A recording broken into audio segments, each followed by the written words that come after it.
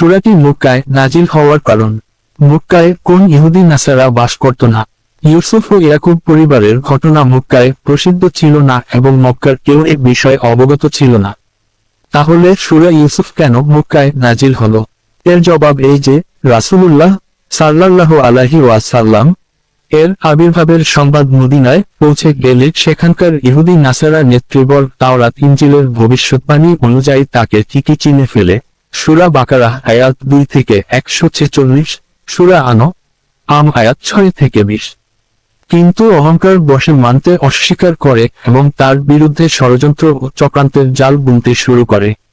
সে মোতাবেক শেষনবী সাল্লাল্লাহু আলাইহি ওয়াসাল্লাম যাতে মদিনায় হিজরত করতে না পারেন এবং মক্কাতেই তাকে শেষ করে ফেলা যায়, সেই কপট উদ্দেশ্য নিয়ে তাদের একদল ধুরন্ধর লোক মক্কায় প্রেরিত হয়। তারা এসে অস্পষ্ট ভঙ্গিতে প্রশ্ন করতে লাগলো যে, বলুন কোন নবীর এক পুত্রকে শাম হতে মিশরে স্থানান্তরিত করা হয়।